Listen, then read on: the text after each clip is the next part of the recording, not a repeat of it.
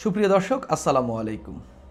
শেষ দিকে এসে অর্থাৎ নির্বাচন যতই ঘনিয়ে আসছে ততই উপদেষ্টাদের উপর একের পর এক কামান দাগাচ্ছেন রাজনৈতিক দলের নেতারা। রাজনৈতিক দলের নেতাদের কথাবার্তা এবং অবস্থান এরকম যে যে উপদেষ্টাদের কেউ কেউ কোনো কোনো রাজনৈতিক দলের পক্ষে অবস্থান নিয়েছেন এবং একটি রাজনৈতিক দলের পক্ষে যেই উপদেষ্টা অবস্থান নিয়েছেন তিনি অন্যদের বিপক্ষে কাজ করছেন। টোনটা হইল এরকম।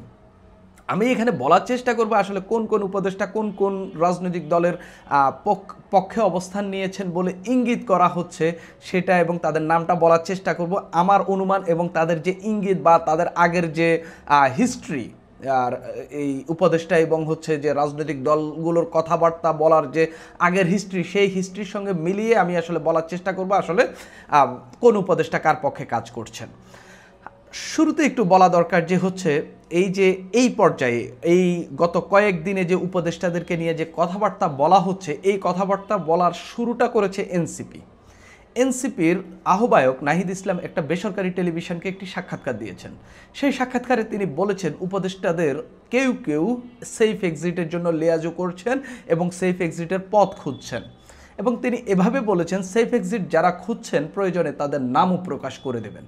অর্থাৎ সেফ এক্সিটের জন্য উপদেষ্টাদের কেউ কেউ হচ্ছে একটা রাজনৈতিক দলের পক্ষে নিয়ে অবস্থান নিয়েছেন এবং একটা রাজনৈতিক দলের সঙ্গে লেয়াজু করেছেন। স্পষ্টত তিনি বিএনপিকে মিন করেছেন যে বিএনপি যেহেতু বড় দল এবং বিএনপি যেহেতু আগামী নির্বাচনের পর সরকার গঠন করতে পারে বা জয়ী হয়ে আসতে পারে, অর্থাৎ এই উপদেষ্টাদেরকে যদি সেফ এক্সিট দিয়ে থাকে সেটা হচ্ছে বিএনপি।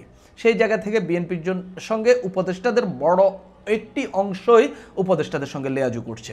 এটা হইল প্রথম কথা। দ্বিতীয়ত, বিএনপির জামাত ইসলামের নেতা সিনিয়র নায়েবে আমির আবদুল্লাহ মোহাম্মদ তাহির, তার একটি বক্তব্য যেটা নিয়ে ব্যাপক আলোচনা হচ্ছে। তিনি বলেছেন উপদেষ্টাদের কোনো উপদেষ্টা ষড়যন্ত্রে লিপ্ত হয়েছেন, তারা নীল নকশা নির্বাচনের চেষ্টা করছে, তাদের নাম আছে, তাদের কণ্ঠ রেকর্ড আছে, তারা মিটিংয়ে কী আলোচনা করেন তার খবরও আমাদের কাছে আছে। তিনি বলছেন আমরা সময় দিচ্ছি সংশোধন না হলে তাদের নাম জনসমক্ষে প্রকাশ করে দিবে, অর্থাৎ এনসিপির কাছেও তালিকা রয়েছে এবং জামাতের কাছেও তালিকা রয়েছে। অন্তত এই দুজনের কথাবার্তায় তো এটা স্পষ্ট। এনসিপি বলছে যারা সেফ এক্সিট খুঁজছেন তাদের নাম প্রকাশ করে দেব প্রয়োজনে, আর আবদুল্লাহ মোহাম্মদ তাহের বলছেন যে সংশোধন না হলে তাদের নাম জনসমক্ষে প্রকাশ করে দিব, অর্থাৎ তারা নাম জানেন। এটা হলো প্রথম কথা। বিএনপি স্থায়ী কমিটির একটা বৈঠক হয়েছে। সেই বৈঠকে বিএনপির নেতারাদের যে কথাবার্তা বলেছেন সেখানে উপদেষ্টাদের কারো বক্তব্য এবং নিরপেক্ষতা নিয়ে প্রশ্ন তুলেছেন, অর্থাৎ বিএনপির দিক থেকেও উপদেষ্টাদেরকে নিয়ে এক ধরনের কথা রয়েছে। এখন কথা হইল বিএনপির এই অবস্থান আগেও ছিল, যখন নির্বাচন নিয়ে ঘড়িমুড়ি করা হচ্ছিল তখন উপদেষ্টাদের নিরপেক্ষতা নিয়ে প্রশ্ন তোলা হচ্ছিল। তবে যখন নির্বাচনের দিনক্ষণ ঘোষণা করা হয়ে গেল তখন হচ্ছে উপদেষ্টাদেরকে নিয়ে বিএনপিদের তেমন আর কোনো অভিযোগ ছিল না। কিন্তু এই দুইটা ঘটনার পর আমরা দেখলাম বিএনপি স্থায়ী কমিটিতেও তারা হচ্ছে উপদেষ্টাদের নিরপেক্ষতা নিয়ে নতুন করে প্রশ্ন তুলছে। এখন প্রশ্ন হলো এনসিপির বিরাগভাজন কারা? আপনি যদি বাংলাদেশের গত ডক্টর মোহাম্মদ ইউনূসের সরকারের শাসনামলের রাজনীতিটা খুব ভালোভাবে পর্যবেক্ষণ করেন, এই সরকারের দুইটা অংশকে ভাগ করা যায়। এই সরকারকে বা এই সরকারের শাসনামলের এর যে চরিত্র, মানে পলিটিক্যাল দলগুলোর সঙ্গে লেয়াজুর যে চরিত্র, সেটাকে দুই ভাগ করা যায়। সেটা হচ্ছে এই যে 5 আগস্ট গেল, যেই দিন জুলাই ঘোষণাপত্র দিয়েছে, যেই দিন ডক্টর মোহাম্মদ ইউনূস জাতির উদ্দেশ্যে দেওয়া ভাষণে ফেব্রুয়ারিতে নির্বাচনের কথা বলেছেন, এর আগে এটা ছিল কিছুটা বিএনপির বিরুদ্ধে উপদেষ্টাদের অবস্থান, এরপরে এটা চলে গেছে বিএনপির পক্ষে। এটাকে কেউ কেউ এভাবে ভাগ করেন, আমিও এটা এভাবে দেখি যে 5 আগস্টের আগের অবস্থানটা কিছুটা এনসিপির পক্ষে ছিল, বিএনপির কথাবার্তা না শোনার মতোই দেখাচ্ছিল, এবং 5 আগস্ট আমি 5 আগস্ট বলতে 2025 সালের 5 আগস্ট বলতেছি, এবং 5 আগস্ট 2025-এর পর এটা বিএনপির পক্ষে চলে গেছে। তখন জামাতে ইসলামী এবং এনসিপি সমান হারে অভিযোগ করা শুরু করেছেন যে সরকার বিএনপির পকেটে ঢুকে গেছে। তখন স্পষ্টত সবচেয়ে যে বড় অভিযোগ সেটা হচ্ছে প্রধান উপদেষ্টা ডক্টর মোহাম্মদ ইউনূসের বিরুদ্ধে। এনসিপি যাদের বিরুদ্ধে কথা বলছেন বা যেই সব উপদেষ্টাদেরকে ইঙ্গিত করছেন বলে আমার মনে হচ্ছে, এটার 1 নম্বরে হইলেন আমার কাছে মনে হয় ডক্টর মোহাম্মদ ইউনূস। কেননা ডক্টর মোহাম্মদ ইউনুস যে এনসিপির ওই 5 আগস্টে এনসিপির 5 জন নেতা চলে গেলেন হচ্ছে কক্সবাজারে, এনসিপির এই 2 জন বা 3 জন নেতা সম্ভবত হচ্ছে 5 আগস্টের মানিক মিয়া এভিনিউতে যে অনুষ্ঠানে গেলেন, এরপরে যে নির্বাচনের দিনক্ষণ এইভাবে জুলাই সনদ টনদ নিয়ে জুলাই সনদ কীভাবে বাস্তবায়ন হবে, জুলাই সনদ বা সংস্কার কীভাবে হবে, বিচার প্রক্রিয়া না আগানোর সত্ত্বেও হচ্ছে যে দিনক্ষণ নির্বাচনের ফেব্রুয়ারিতে নির্বাচন ঘোষণা করে দিয়েছে, এটা নিয়ে এনসিপি খুবই মনক্ষুণ্ণ হয়েছে এবং স্পষ্টত সেখানে তারা ডক্টর মোহাম্মদ ইউনুসের উপর সবচেয়ে বেশি বিরাগভাজন। এরপরে এনসিপি এর বেশ কিছুদিন আগে একটা দাবি তুলেছিল যে বিএনপিপন্থী 3 জন উপদেষ্টা এই সরকারে রয়েছে, তাদের পদত্যাগ চেয়েছিল। একজন হলেন পরিকল্পনা উপদেষ্টা ওয়াহিদউদ্দিন মাহমুদ চৌধুরী, আরেকজন হইলেন অর্থ উপদেষ্টা সালেউদ্দিন আহমেদ, আরেকজন হইলেন আইন উপদেষ্টা আসিফ নজরুল। তারা বলছে এই 3 জন বিএনপির উপদেষ্টা এবং এই 3 জন বিএনপির হয়ে কাজ করে, তারা তাদের পদত্যাগ চেয়েছেন। ডক্টর মোহাম্মদ ইউনুসের সঙ্গে এই 3 জনেরকেও আমি রাখছি, যারা এনসিপির বলছে সেফ এক্সিট খুঁজছে বা এই সরকারের যে উপদেষ্টারা বিএনপির সঙ্গে লেয়াজু করেছে, এনসিপি মিন করলে এদেরকে মিন করছে। এর বাহিরেও আমি 2-1 জনকে দেখতে পাচ্ছি বা আমার কাছে মনে হচ্ছে। তার মধ্যে একজন হলেন আলী ইমাম মজুমদার, তিনি হলেন খাদ্য উপদেষ্টা। কেননা এই লোকটি পুরনো রাজনীতির পুরনো যে রাজনীতি, সেই রাজনীতির ধারার একজন মানুষ। তিনি আমলা ছিলেন, তিনি রাজনৈতিক বিশ্লেষক, তিনি অনেক কিছু, তবে তিনি পুরনো রাজনীতির ধারার পক্ষের একজন লোক। আরেকজন আমার কাছে মনে হয় যে সেটা হইলেন স্বাস্থ্য উপদেষ্টা, সেফ এক্সিট খোঁজা লোকের মধ্যে। আমার কাছে কেন জানি মনে হচ্ছে স্বাস্থ্য উপদেষ্টা নূরজাহানও সেফ এক্সিট খোঁজার পক্ষে, বা এনসিপি যে অভিযোগ করছে সেই অভিযোগ, বা ডক্টর মোহাম্মদ ইউনুসের একদম ক্লোজ লোক হিসাবে এনসিপির অভিযোগটা এই নূরজাহান এবং আলী ইমাম মজুমদারের বিরুদ্ধেও রয়েছে, এটা আমার অনুমান। আর বাকি 4 জনের যে নামটি বলেছি সেই নামগুলো তো হচ্ছে এনসিপি বিভিন্ন সময় তারা কারণে অকারণে তারা তাদের মুখ থেকে বেরিয়েছে।